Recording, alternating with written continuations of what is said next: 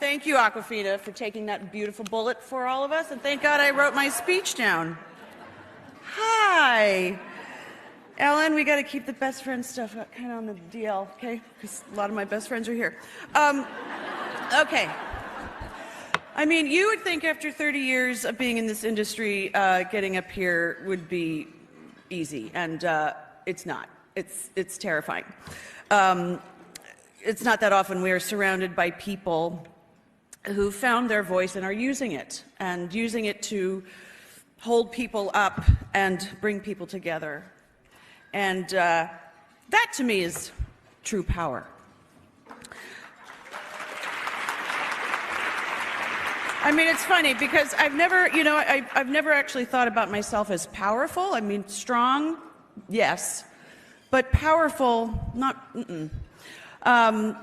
It's a distinction I've actually been thinking a lot about lately, because the word power and its counterpart, abuse of power, keeps coming up in light of what is happening in our country, in our industry, a rebalancing of the scales, I guess you could say. And I've been thinking about my own relationship with that word, with the word power, which got me thinking about my early associations with my own sense of power, something I believe comes from using our voice. And I remembered a parental figure saying to me, around the rather critical age of about 11, after a dinner party, that I was excused from the table because I didn't have anything interesting to add to the conversation. Ouch. And it stuck with me. It stuck with me like painfully worded sentences can. And if I'm being honest, and I'm being honest because I'm 50, and that comes with the territory. That's right. So I carried that sentence with me into adulthood. And I always felt incredibly comfortable giving, a voice to the words of others, but put me at a dinner table with strangers or at a podium like this, and I go right back to being 11 years old. The last 2 years has made me think a lot about the messages that we send young kids, little girls especially, how the things that we say and do can either build them up or it can tear them down and make them feel like maybe their voices don't matter.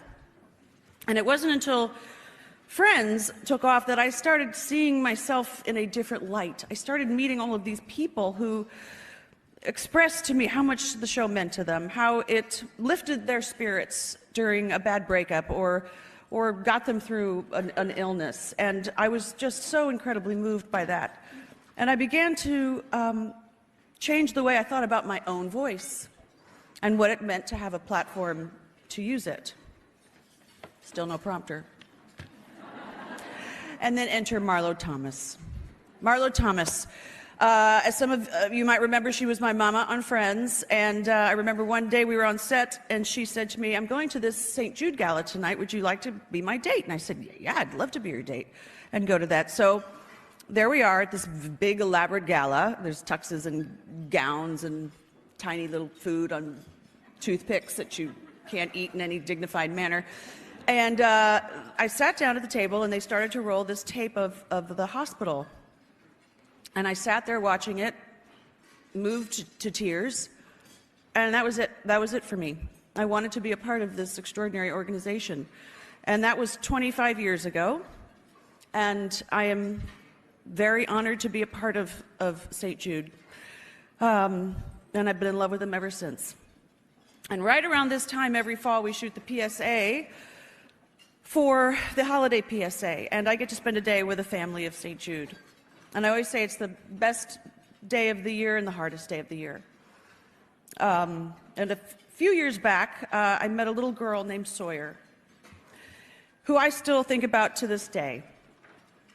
She was 7 at the time, and I remember she had this pink little dress on and these big angelic eyeballs. And the chemo had taken all of her hair, and she had these tiny little tumors on her body that she called her bumps, her owies. And she just sat on my lap and smiling and cuddling with me the whole time as we ran through the script again and again and again.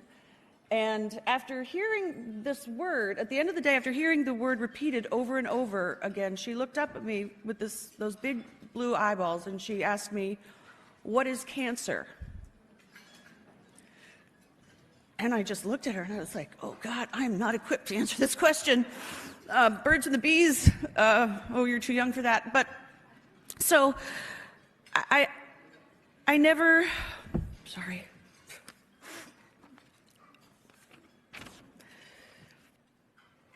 But seriously, I never forgot about that moment. Here was this little girl who was fighting this deadly disease every single day, and she didn't even know what the word was for it.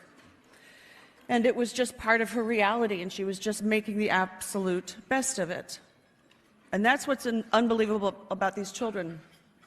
Despite everything that they are up against and as much pain as they are often in, they are vibrant, they're joyful, they are fearless.